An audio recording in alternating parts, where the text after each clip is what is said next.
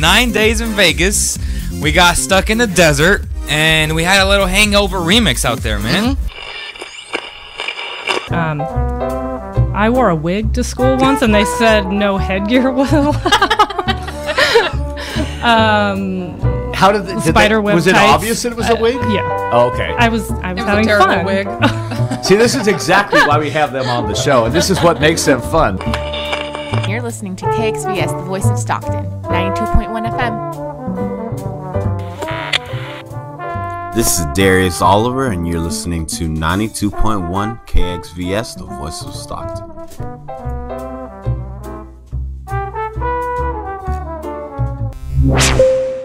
The views and opinions expressed in the following program do not necessarily reflect those of KXVS, the voice of Stockton, or its parents, affiliates, management, and staff. This broadcast will start in 60 seconds.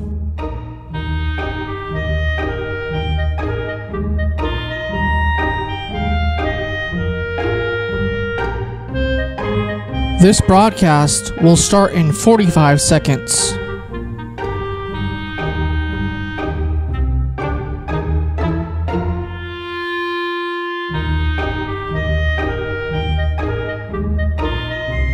This broadcast will start in 30 seconds.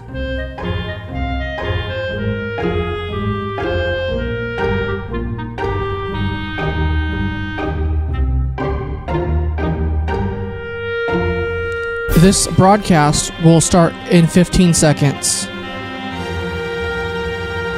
This broadcast will start in 10, 9, 8, 7, 6, 5, 4, 3, 2, 1. The Voice of Stockton. For more information on The Voice of Stockton, go to thevoiceofstockton.org.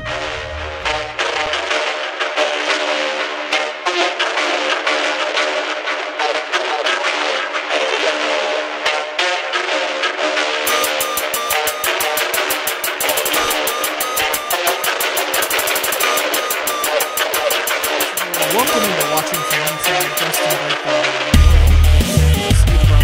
The Juan and all that. Yeah, let me turn down this music for a little bit. Oh, yeah, you can do that. Do it to it. Big man on campus. Dusty B. Hey, baby. You always laugh at that. Gets me distracted. Yeah, I know. It's always good because you do it really well. There's some people we know that don't like that, but I think it's great. So. Shots fired. That's it. Hashtag shots fired. As we call that in the wrestling business, it's a work. It's a work.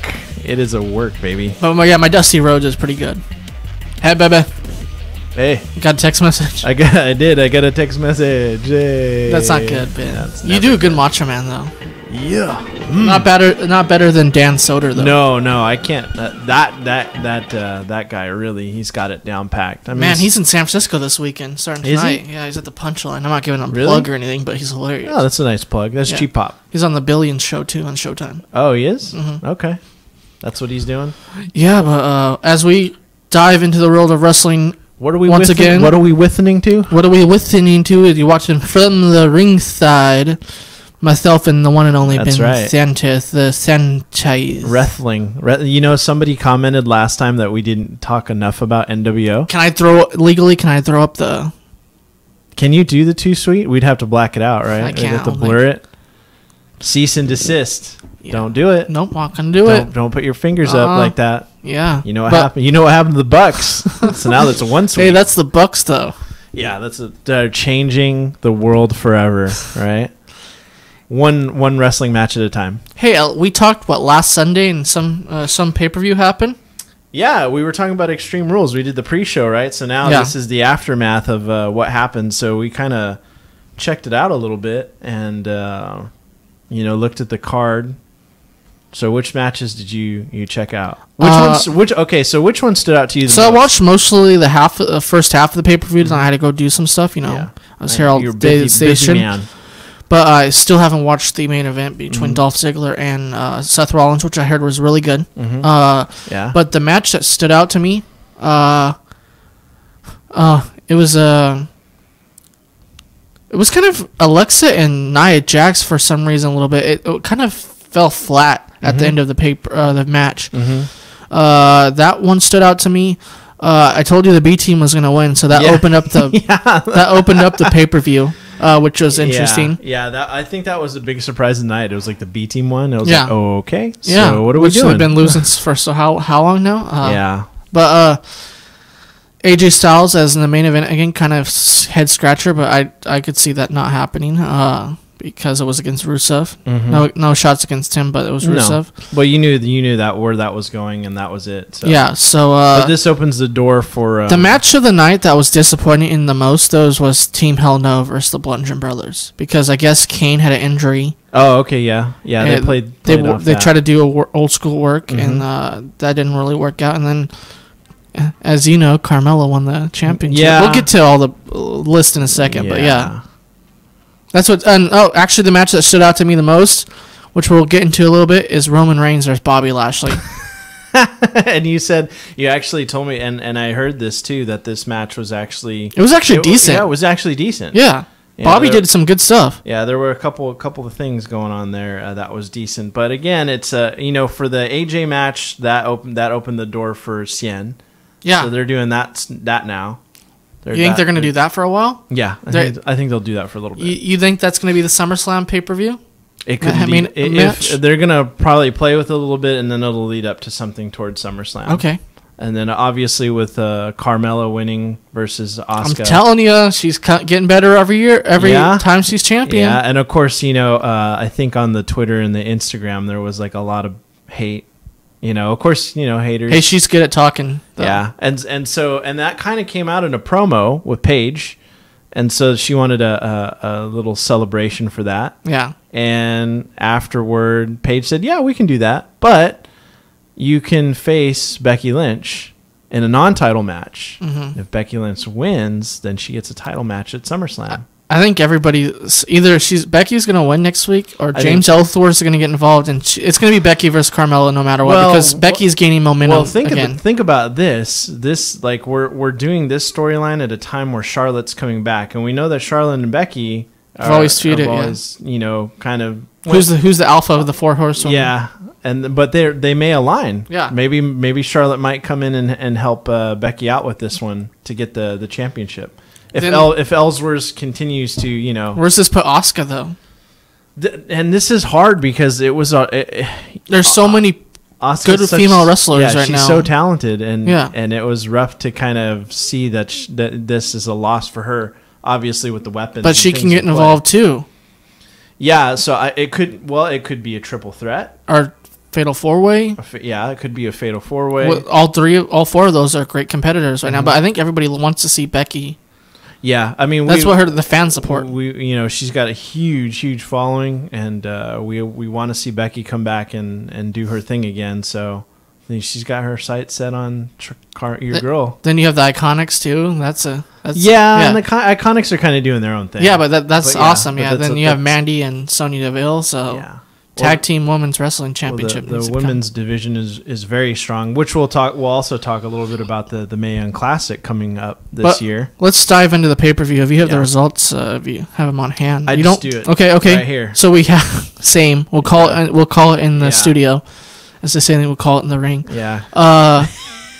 Bebe, let's get back on track. In your mind, the ring in your mind. The Hardys and not the Hardys. Well, the Hardys were involved. Well, half a big Hardy. Time. Half a Hardy. Second. We're going to get involved, though, first with the B team winning. So that's Bo Dallas and Curtis Axel, a.k.a. the former Miz or Entourage. Yeah, and that was a surprise, too. Over Matt Hardy and Bray Wyatt. Yeah, you thought there would be... and there was like a lot of crowd reaction when Bo Dallas and Bray Wyatt were going to go, and then Bo tags out, and it was like, come on, that's what people want to see, because people know that they're brothers, so you kind of wanted to see that happen. That interaction didn't quite happen. It's a conspiracy there, Bo likes to say. Yeah, Bo's a big conspiracy guy. He is a big conspiracy guy. So yeah, overall, I think that was the biggest surprise on the card, is that they won.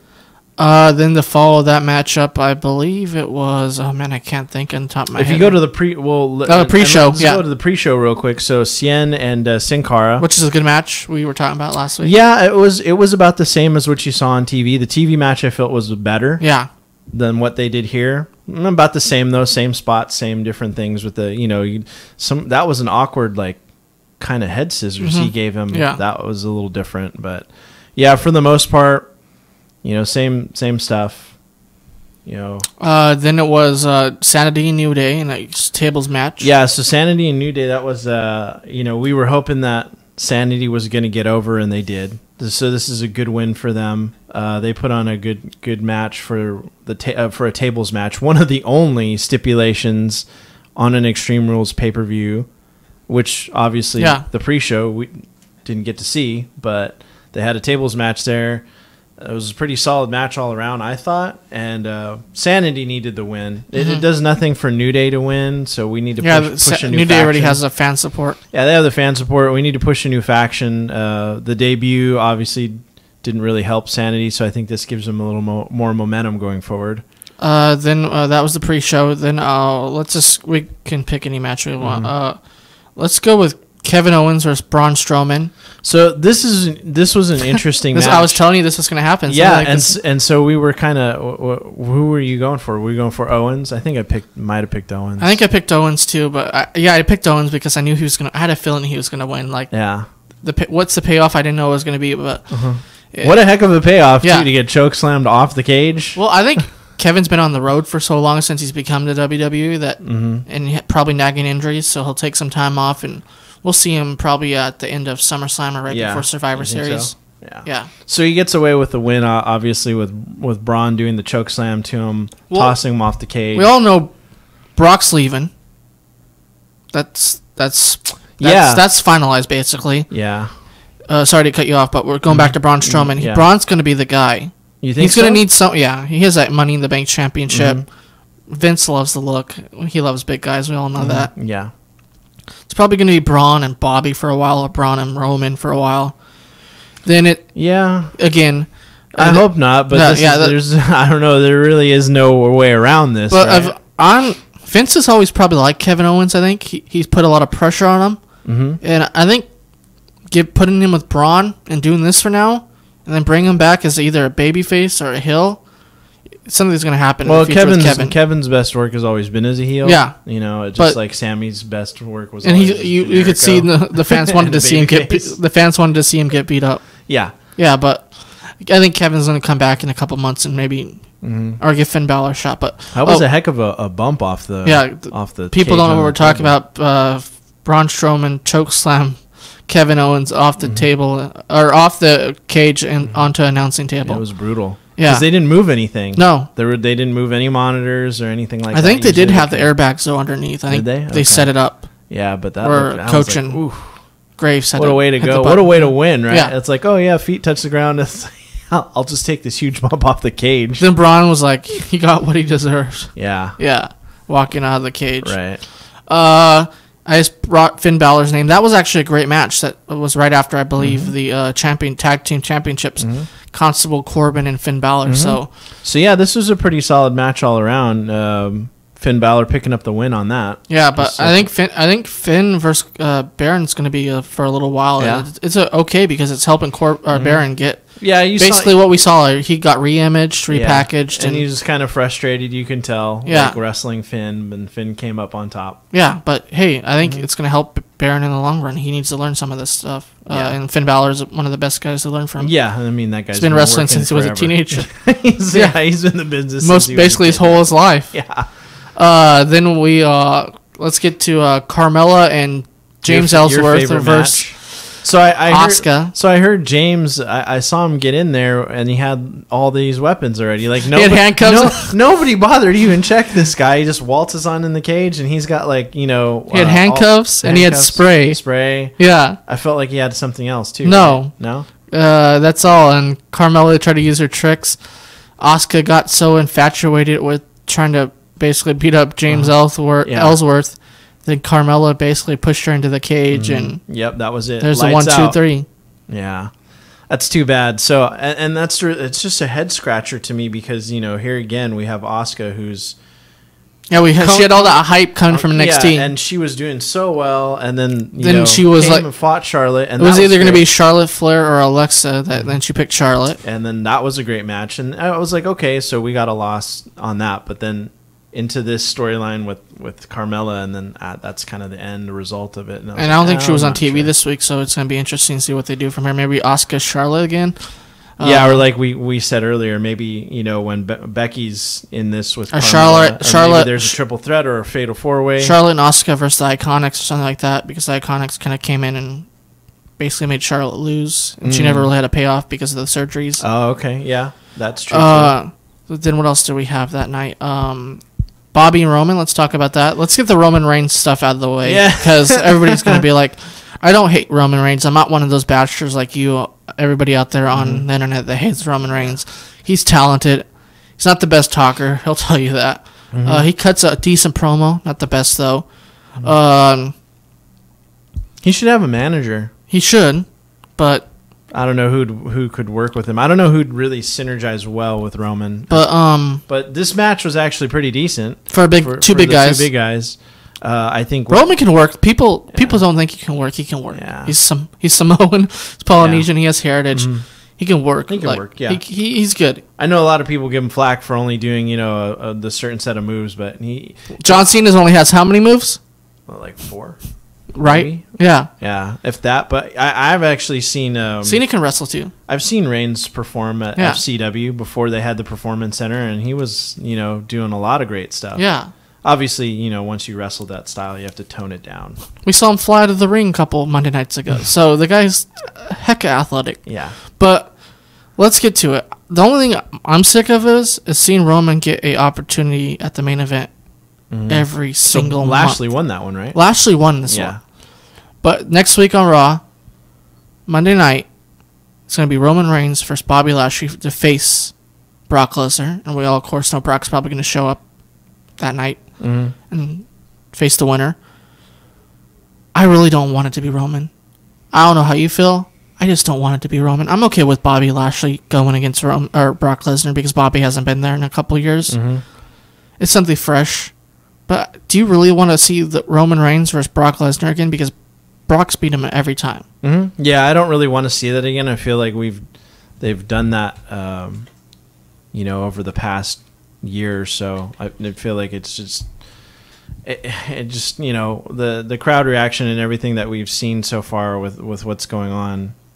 It tells the story right there. So people they want Roman to win a long time ago, not right now. So I mean, the only other option you have is Bobby, and Bobby's getting a strange push.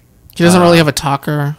He can't really talk either. Brock. And my issue with Bobby is we really haven't developed anything with Bobby. Is he a babyface or a heel? Yeah. He's yes, he did this, he's done this and this, but every time I see Bobby, that's all it is. It's 1, 2, 3, and there's nothing else with his character. I guess maybe you could say the same thing about Roman, but I mean Roman was great when he was in the Shield because he was just he's this big silent type, silent guy that said a few things and take care of this. Yeah, and then it really got to kind of develop from there. But when you get Seth and Dean, when you have the two really great people at promo. Well, and I would say Dean was more better than Seth, the better than Seth. Still think Seth is learning a little bit. But watching Seth, grow over the years, and he's really become much better on the mic. After leaving Ring of Honor and coming over and developing more in FCW and stuff. So I don't know. You're only left with a couple options, and so what if we see we got Bob O. What if we see Dean Ambrose return Monday night and kind of mess up Roman Reigns, and that starts a feud? Yeah, that's been a rumor out there for a while. Dean's coming back soon. Either it's after SummerSlam or before. I would say it might be at SummerSlam. I haven't really looked into it, but I don't really know what. Or they could do a triple threat match, but I don't know how Brock would feel about. Well, because Dean and Brock went at it too at a WrestleMania, and that was just kind of mediocre. Bobby, Roman, and Brock. How long would that last though? I don't know. If they did a triple threat match, but yeah. Yeah, it's hard to say, and it's all speculation. It's all speculation. So we'll see. I mean, it's just we'll see Monday night what happens. Kind of a wait and see kind of game at this point because we don't really even know what's going on with Brock. I mean, you say he's leaving. I know he calls you all the time, gets you on conference call, FaceTime. From Manitoba. Yeah, and he's just like, hey. I talked to Sable, too. Hey, Dustin. Let's get to I'm quitting. The phenomenal one, AJ Styles versus Rusev Day. And we all saw this happening, though. It was just AJ needed somebody, and Rusev, the fans were like, we want him to have opportunity. Yeah, and they had, I don't think they've wrestled before. So so it was a decent match. This is good. But that now AJ won. Yeah. So that has that feed's probably over now. Yeah, because we have Cien, we have But then on Tuesday night we saw Lana and Aiden English have a conversation about she doesn't think Aiden's good for Roman. Something like that. So could it be Aiden and Rusev in the future? Could be. And then AJ, as you were saying, has next couple of weeks might have a run with somebody. Yeah, I got approached by what's Cien's manager? Vega. Yeah. Got approached by her in the backstage segment.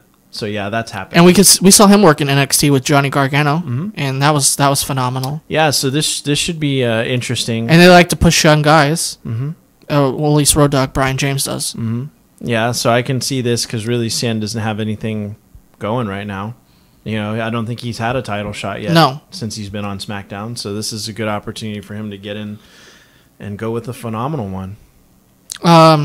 Speaking of the phenomenal one, who do you think becomes the number one guy against him for SummerSlam? That's like 5 weeks away, but still. On SmackDown? Yeah, SmackDown. It's hard to say. You know, I'd really love a Daniel Bryan and AJ match. But we're going to see The Miz and Daniel Bryan. That got fast-tracked. We'll talk about that after the match this past weekend. Yeah. I mean, that's really who I'd love for him to see. And you know, it's there. The rivalry's there. Yeah, at some point. But yeah, and that's originally when Daniel Bryan was coming back. I thought they would start that Miz storyline up right away. So I guess maybe they were just toying around with things, and now it's like, well, Kane's out, so I guess we should do this. Speaking of that, Team Hell No, they did a backstage angle. They were supposed to face the Bludgeon Brothers for the the SmackDown Tag Team Championships. Yeah, Kane had the injury. Kane got an injury. They worked a fake injury where the Bludgeon Brothers smashed a gavel against his ankle, and then Daniel Bryan started the match for his 1-on-2. Then King came out, but they still lost, and now we're gonna have the Miz versus Daniel Bryan, which is a great rivalry in WWE history, and the promos are excellent though by the Miz. Yeah, for those two. Yeah. So you think that's gonna be a great SummerSlam matchup? That's what the fans have wanted for basically since Daniel's return. I mean, and they've got all the content to do like a kind of short video package of all of that building up, right? You know, from the Talking Smack segments and how that all really started with Miz and Bryan. So yeah, it's good. They're both good workers. They're going to put on a good match. I'd actually really like to see kind of some of the promos that come out from these guys. We'll see if that with the lead up. Yeah, reignite this. So yeah, I think that's fine. As far as who would fight AJ and SummerSlam, I don't know.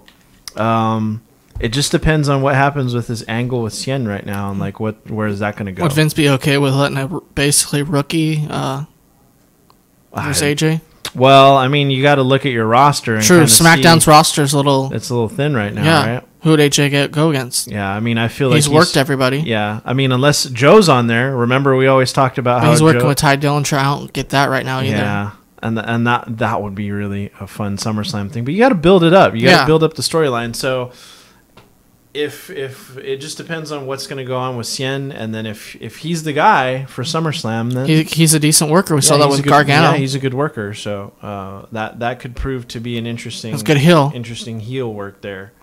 And of course, I'm not really sure. Are they still kind of pushing AJ as a babyface? Yeah. Yeah, more so. Fans love him. Yeah, fans. Yeah, so that's the thing with him. I think that'll be a solid. He could be a heel, but yeah. Yeah, he can do both. He's great at both. But yeah, I think the WWE fans are like captured in as a face right now. And they do, like since he debuted. Yeah. Okay, that's basically Extreme Rules for the most breakdown. part, there was Alexa and Nia. Oh yeah, we talked about that a little bit. Ronda jumped. Yeah, Ronda jumped in. Mm-hmm. She took care of Mickey, right? Mickey, because Mickey was all over Natty. Yeah. Then Alexa and Nia. I still think that's not over yet. There's still more to play with that, but with Ronda and how Nia's match went, it has to be a triple threat. I think at SummerSlam. At some point, it's gonna converge into that. So we'll see that. And I think that helps Ronda. We saw Ronda have outstanding singles match against Nia. Mm-hmm. But I think it helps Ronda a little bit, still getting used to the wrestling business if she has a triple threat match. Yeah. And plus see how she can work with it two different competitors. Yeah, it gives you a little bit more room to and plus it doesn't really take away if Ronda doesn't win doesn't get pinned or doesn't if it's Nia that pins Alexa or Alexa pins Nia, Mm-hmm. Yeah, so Alexa got away with that one with kendo stick. And her promo works excellent, Alexa, so... Yeah, her promos have definitely gotten much, much better over the course of watching her these past couple of years, and so it's great to see that. That's really strong. She's got the belt for a reason. Yeah, her and Carmella do, because they can talk. Yep. Let's get to basically some other news, and we'll get out of here for the week. That Extreme Rules, breaking news, we talked about it, the show we had that day, the special. Hulk Hogan was reinstated to the WWE Hall of Fame. Yeah. And that, as we know, was going to be controversy no matter what for comments he made in the past that came out during his whole thing a couple years ago. But some WWE superstars aren't forgiving. If people don't know, Hulk Hogan flew to Pittsburgh, or flew to Cleveland, drove to Pittsburgh because they didn't want people saying, "Oh, what's their pay-per-view?" Blah blah blah in Pittsburgh. Yeah, making that before the news came out. But he shot probably going to be WWE 24 of these documentaries, which the network does phenomenally. The Hardys one was excellent. It came out a month ago or so. Hogan addressed the roster, and some superstars aren't taking that apology which they have the right to.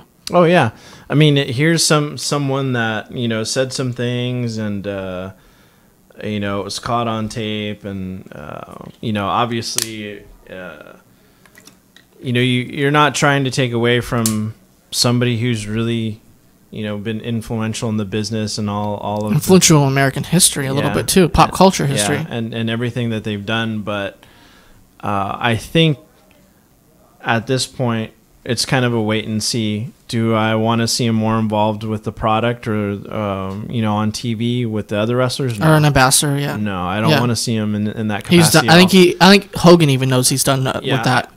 For this, if he goes in the Hall of Fame, which that was the main announcement, is he's back in the Hall of Fame. He's back in the Hall of Fame. I'm fine with that. Yeah. But anything else, I think I'm not really fine with. You don't want him to be ambassador. No, I don't feel it brings anything to the product, and especially for the wrestlers that are there now. And of course, we saw Kofi's statement, which he posted on his Twitter, and we can put the link in there for people to read it. It's from the New Day, essentially. Yeah, so basically, if people don't know, Kofi wrote like an iPhone memo or something like that, and a big long iPhone number, and he tweeted it out. So about like 3 screenshots worth of. And Kofi's an intelligent guy. He went to Boston College. Oh yeah, and, Well, yeah, and it was really a statement from all 3 of them, just kind of summing up. The reason I bring this up because people don't know Ben does PR. So. So Dustin sent it to me, just kind of get my thoughts. I think the statement was really well put together. I mean, you've got 3 guys who are all intelligent. They're all great guys. They all work really hard. Don't forget, when you saw all 3 of them before, they were all singles wrestlers. Kofi had that really incredible singles run. That match against Randy Orton still legendary. It was, it was still really a great match. And Big E was at the time kind of working with Dolph and other people. Yeah, he was a bodyguard for Dolph and AJ Lee, and still trying to kind of find his foothold in WWE. And then of course, Xavier was making his way into the company. Because he was Austin Creed, right? Yeah, and Consequences Creed. Oh, no, Austin Creed's his real name, I believe. Yeah. And so he was in TNA doing that before he came. Which was actually a really underrated gimmick. It was really quite funny. It's totally Xavier. It was really funny. And so when they kind of, the 3 of them got together and had these ideas, and it really took off, you know, they have a huge fan base and great momentum. So for the PR piece kind of statement that they put together, I think it was really well done. They made a gimmick of making pancakes popular and making cereal popular. Yeah, I've seen them live too. I've seen the two of them, Kofi and Big E. Yeah, and they had the Bootios cereal. They had the blow up things. So these guys are smart at marketing in themselves. But they're also they got they designed their own costumes and everything for WrestleMania. So it was the statement was it's pretty straightforward. Yeah, it's here's our thoughts on it. We don't want it to make a huge deal. We do believe in second chances, right? Sort of. Yeah. And really the statement was put out there because they were getting so many bombarded with all these questions. With Twitter. What do you guys think? Them and Titus O'Neil, right? And I didn't read Titus if he had a statement. I think he came out with something, but I haven't read it yet. Yeah. Bottom line is that it's just kind of you navigate around it, right? Mm-hmm. Like somebody has said these things, and there's things that you're never going to forget. They basically said also, I think they want a face-to-face meeting with Hogan and have them talk to him about these issues. Yeah. And sometimes you just one apology is never enough, right? Yeah, it's not. And we had this long phone conversation, Dustin and I, about a guest that came to UOP. It was former UOP alumni. Can't remember his name. His daughter also went there, but he worked at a big PR firm. So one of his stories was about getting like a call like at 2 a.m, going over to the PR firm. That's how it usually happens. It's usually how it happens. You get like phone's always on. Yeah, our phone's always on. You're always getting like you're always on calls. Yeah, and you go down there, and so you got a celebrity, and he didn't tell us who the celebrity was, just let you guess, but we pretty much guessed it right off the bat as he told the story. As the gentleman was at the corner of the conference table, and so you come in with your team and talk to their agent, and they explain the situation, and the strategy for that of the situation was the gentleman was caught, doing something he shouldn't have been doing, and so he was gonna do a long kind of stint of different show segments on. A bunch of different, like the Today Show, or he's just going to be on the rounds. He's just going to make the rounds. He's going to be on TV. So the strategy was to apologize to if they bring it up, if they bring the situation up, because the situation's already getting out there. Don't divert from the subject. Because that can go. Just be straightforward with it. That can go ugly really quick. Yeah, it can. Just be straightforward with it. Made mistakes. Make amends. Make amends. Say you're sorry. Apologize. So that strategy was implemented over the course of over a year. Yeah. Because his agent never questioned it. It's basically a tour. Yeah. Yeah. So you're doing like this huge kind of long PR campaign of apology. And it worked because the news kind of drowned itself out. Mm-hmm. Like people stopped. There's always something new in the news. Yeah, and so people stopped just, it wasn't fresh news anymore, and he was still apologizing. And of course, the agent calls the PR agency and asks the team, so does he have to keep doing that? Oh no, it's been over like a year. No, you can stop doing it. The celebrity was Hugh Grant, as what happened. You said the celebrity name. Yeah. So we knew. Yeah, we knew. We know what happened with him. That was the that was the deal with that, and that's what happened. But it worked. And we know WWE knew what they were doing when they were bringing Hogan back because. Well, and they have to answer to different key people, right? Because they've been getting this question for how many years now? Once they took Hogan off the Hall of Fame and took him off the ambassadorship and all that stuff and the appearances he was making, he was on Tough Enough at the time. Mm-hmm. He was doing the rounds for 2K. Yeah. He was doing ambassador stuff for WWE, which people don't know is basically old wrestlers or current wrestlers who really can't perform in the ring anymore.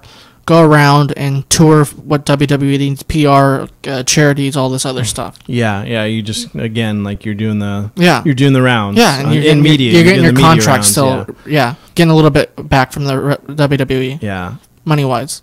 Yeah, so I just don't think at the time there was enough of an apology. And Vince and Hogan's relationships, everybody knows, always been oil and vinegar. They like each other. They don't like each other. It's a flip of the page, and we knew Vince McMahon probably thought about this for a long time. When should we bring him back? talk to his PR people. I would think so. I would hope that they've got a team together and they're sitting down really kind of thinking and strategizing. Amens to WWE for not trying to censorship anybody about stuff like this. Like Biggie and Kofi and Xavier, they're letting them talk. So they're not. And I think that's great because sometimes you're always wondering what you can and can't say, and I think that's when if people don't know, you always should be sitting down. If you're working for any company that you're working with, and you have social media and you've got that representation of the business with your social media, you should always be talking. If people don't know, to those people, WWE has a talent relations basically person that runs the. Yeah, basically what the wrestlers can do and can't do. So I think this is great. Yeah. They're allowing the guys to talk and make their own statements and say how they feel, on social media. I think this is good transparency and that was a great statement Kofi wrote. With the guys, total agreement with everything that they said. So that's kind of it for the Hogan thing. Anything else happen in the news we haven't hit on yet before we go? Let's see. We got the Mae Young Classic stuff. Caitlyn. So you had mentioned Caitlyn is the big Speaking surprise. of Big E, Big E was actually pretty happy she's come back. He said, was he? Yeah, he tweeted something out a while ago. Something, yeah. I think this is great because Caitlyn's been gone for quite some time, and I know she was she missed it. I think. Yeah, I think I think she kind of felt that she knew she went away too early. Mm-hmm. And I think so. And she was good at it. I feel like she really had a good run, and then it was just like over. Yeah, before she was young too. So I'm glad to see her coming back. She's really been working hard to, and she's kind of be different. A part of this. Caitlyn now, she changed her body type. Yeah, she's doing different things and different routines. I know she was doing other projects. Big into fitness like fashion, too. Yeah, fashion, fitness. And fitness. Yeah. So this is gonna be great. So the Mae Young Classic again is like that women's tournament where you have these women from all over the world competing for the Mae Young Classic. Title. So we know Toni Storm is coming back. She was definitely one of the women to watch in last year's Mae Young Classic. So she had went pretty far. I expect to see Toni go even farther, if not win the whole thing. And then of course, Caitlyn's announcement too was huge, and there are other returning competitors like Reina Gonzalez is coming back. And then and some of these girls are probably, some of these women will be in the WWE in the future, probably with NXT or something like that. If they get signed, probably Caitlyn would be great. I think Caitlyn would be great in NXT. Come back, get work again, get her feet under her water under her feet. And so they have Jessica Elabon and of course Deonna Purrazzo, she's wrestled. I've seen her wrestle a couple of years ago in NXT against Bayley. So it's good to see her come back in for this. And then Tegan Knox, which is like huge, like everyone's talking about Tegan, and she's got the girl with the shiniest wizard. So that's kind of she's one of the fan favorites, and of course the fan favorite I'm looking at this year is going to be Io Shirai because they pulled her from Stardom, and so this is huge because she's super talented. Obviously had like tons of feuds. Oh, speaking of it, teamed with Kairi Sane. Yeah. Speaking of this, real quick, WWE. There's rumors floating around the dirt sheets that they want to do an all-woman pay-per-view, which would be outstanding. I think so. Yeah. I mean, you could do it. I mean, the roster is growing every day. I mean, I've always wanted to see, and it's kind of cool because we've seen that implemented, right? We've seen a women's Royal Rumble, we've seen a women's Iron Man match, we've seen Extreme Rules matches. Yeah, we've seen a women's cage match. Yeah. So I think what haven't we seen? Tag teams. I don't know. I think we haven't really seen women's tag. Which I think there's plenty of with Iconics and Mandy Rose, Sonya Deville, other. I definitely think that's teams you can pair something up. We could see down the road. The NXT had that really great triple threat match with Candice LeRae, Kairi Sane, and Nikki Cross, and Kairi ended up pulling the win on that. But they're really growing the system, and there's, of course, I'm a big NXT fan, so I really like watching that product. Shayna Baszler right now is doing great stuff as a heel, and she's still getting better every. And of course, we know that War Games is coming up. Los Angeles Survivor Series weekend. Woo! That's going to be big. And we know War Games was outstanding last year. Yeah, it was. It was really, really good. Adam Cole, baby. Yeah, you like Adam Cole? I actually do like him a lot. Really? His work, the Undisputed Era, is really getting like. I like the adding Roderick Strong to that too. Yeah, he's kind of as a heel. He's really good. Well, yeah, Roddy. Roddy Strong. I've seen him wrestle. Golly, I first saw him probably in 2002 or 2003, and he was doing work in TNA and Ring of Honor, and he had they had a faction back then called Generation Next, which was Alex Shelley, Roderick Strong, Jack Evans, and Austin Aries, which was amazing. Like, all of these guys were talented in their own unique specializations. You had Jack Evans, who was amazing high flyer. You had the powerhouse in Roderick Strong. You had the technical master work of Alex Shelley, and then you kind of had. I always felt like Austin Aries back then was the all-arounder. He could do it all. He was a high flyer. He is a power guy. I wish he stayed in WWE. Yeah. And but it's cool. Like, I mean, Austin Aries is one of those guys where I just feel like, if it's not working for him, he can go somewhere else. He was good as a commentator too for a while. Yeah, and he can do a lot of great stuff. So he, now he's the man of however many belts he's got now. I haven't seen really any of his work. Do you like Adam Cole a lot?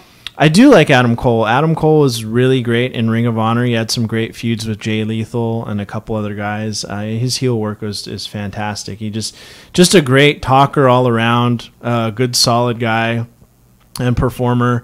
So it's great. I'm glad that he's getting the opportunity with Roddy and Red Dragon, which is Bobby Fish and Kyle O'Reilly. I'm excited to see these guys, and I love the faction.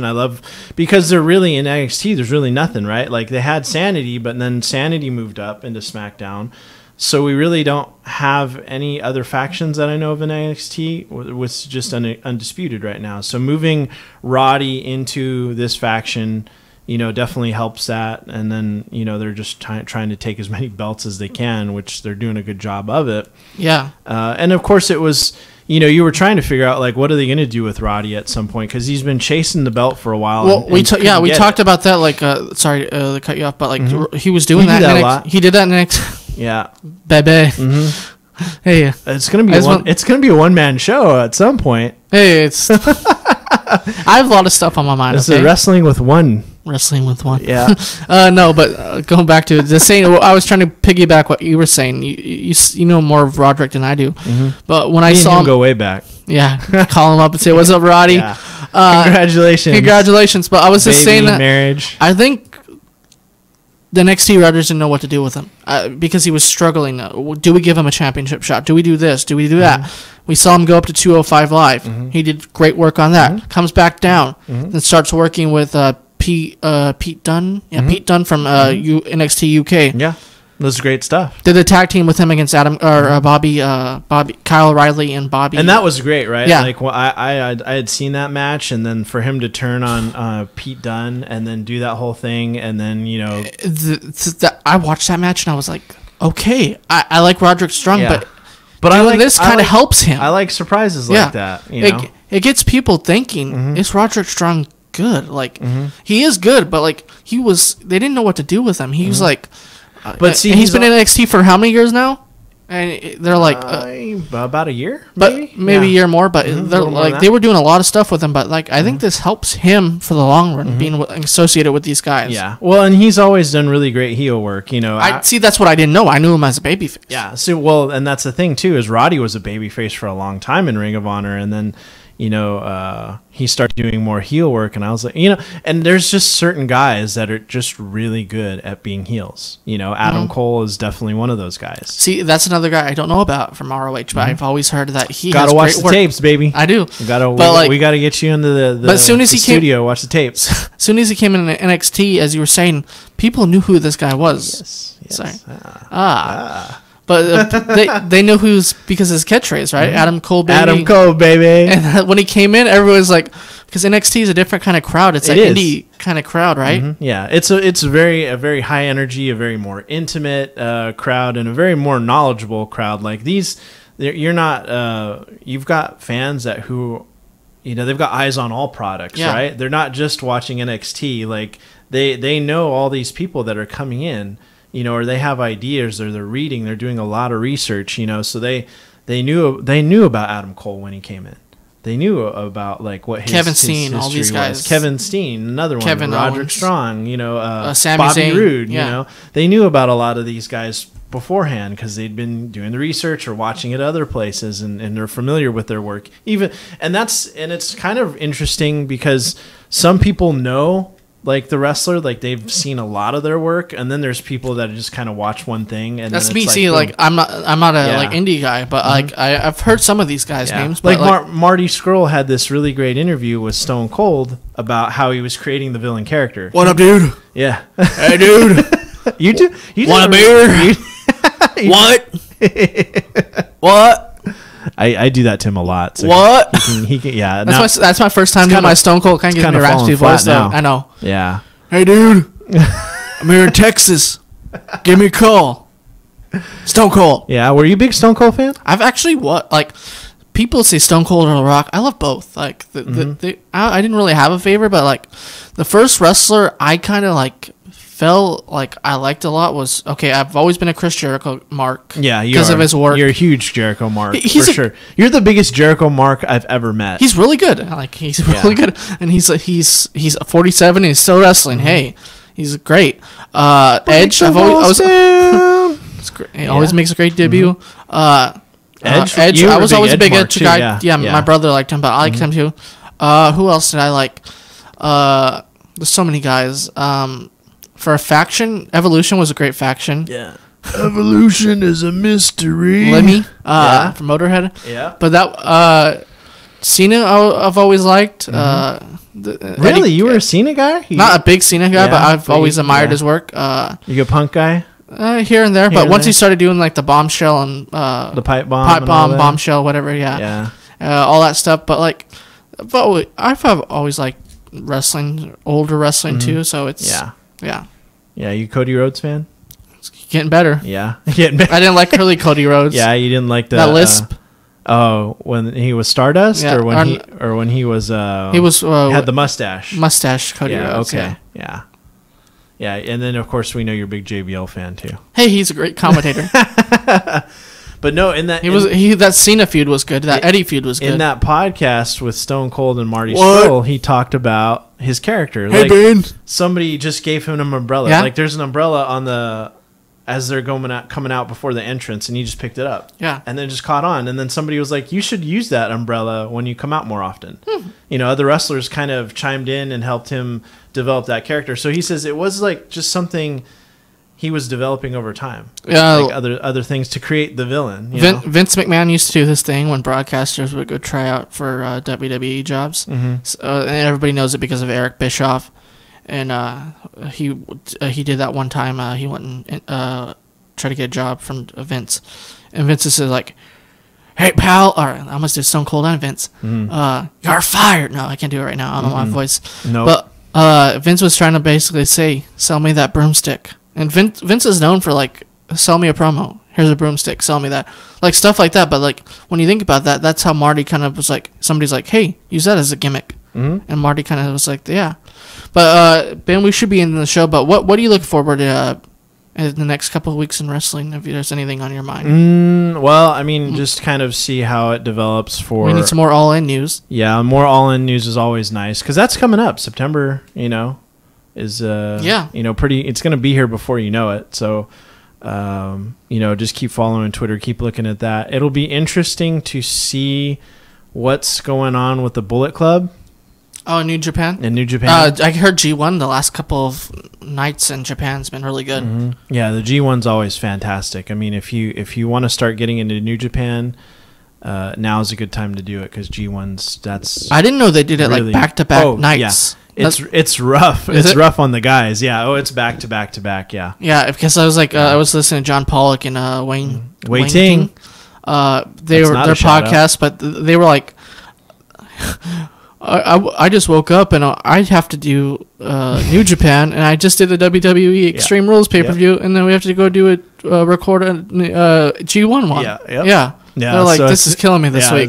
It's a rough one, especially if you're somebody that's working for a company like they do. Yeah, where this is their job. They have to cover. They have to cover like all of these things. Yeah, you're up at late nights, burning the midnight oil, watching these pay-per-views. Let's see what comes out of G1 because Jericho still can make an appearance. That's what he does here and there. Of course, if you've been watching Be the Elite, Jericho, your boy, made an appearance in there. Oh, nice. Because, the Bucks are in the Alpha Club. Did you know that? Yeah, I did know that. Yeah, they have Alpha Club pins. Yeah. So, did you know that they can't wrestle anywhere? They can't wrestle, here in the States. Yeah. They can't wrestle overseas. Can't wrestle, in a box, in a desert. But they can wrestle on Jericho's cruise, right? Yeah. So you're going to see the Alpha Club versus the Bullet Club. Ooh. That's the match. Cody Rhodes, Kenny Omega, Marty Scurll versus the Bucks. Is it the Bucks of Jericho? I have no clue. Or I is haven't it seen Y2 it. Jackson? What do you think? Which one do you like? Bucks of Jericho's. Bucks of Jericho? Yeah, so you're going to see this match on Jericho's cruise. You go to, I don't even know. I can't even. It's from Miami to the Bahamas. I can't even plug it. You should be you're the bigger Jericho fan than me. You should be plugging his cruise. Impact versus ROH too on the cruise. That's right. It's going to be your first time, right? Sammy Callahan. Yep, Sammy Callahan. Who's kind of crazy, I think. Yeah, he is. Like I've listened to some of his things. I'm like, is this guy at work or not? Dude, but that's how good Sammy Callahan is at those promos, right? Because he's a former ROH guy, right? Or is he Impact guy now? I forget. He might be bouncing back and forth. Yeah, but like he has some deal with him. But like he called out Don Callis and all these other people and was like, calling out everybody. It's awesome when wrestling gets to that point and it gets, because that's what it's all about. Yeah. It's like a drama, right? Like when you actually are pulling and he basically was like, Jericho, let me on your cruise. Yeah. When you really get in the face and you're putting yourself out there and getting really a lot of high emotions in your promos, it's very believable, right? Yeah, you gotta dress to play the part, as Jeff Jarrett used to say, right? Double J, yes, E double F, yep, J. Do you like Jeff Jarrett? Are you a Jeff Jarrett guy? I don't like him with Vince Russo. No, but you liked him, bro. You liked him when he was on Impact in TNA. He was a good heel. I didn't really. Once I knew he was the booker and he owned the company, I kind of got why he was the world champion. But he had nobody else at the time to. Yeah. Basically, he had Sting, but he was a great referee against Sting. Yeah. And guy was going through ownership stuff, and his wife was passing away. So Jeff Jarrett equally is one of the best minds in wrestling's ever seen, because he started the company with weekly pay-per-views, kind of $9.99 what the WWE network does now. Yeah, he's a great mind, but I know the stories about him holding up Vince for more money, leaving, trying to leave with the belt, maybe. Yeah. But he says, Vince, pay me this much money and I'll go wrestle China. So before I went to WCW the next day, but I don't know. Jeff Jarrett's one of those guys. He did it his way, I guess. Yeah. Yeah. How do you feel? I was never a Jarrett guy. Yeah. I mean, it's just like, it's cool. I mean, he has purpose in the company. Yeah, I liked the run he had in TNA. Obviously, I was a big Gail Kim Mark. I actually liked his theme song.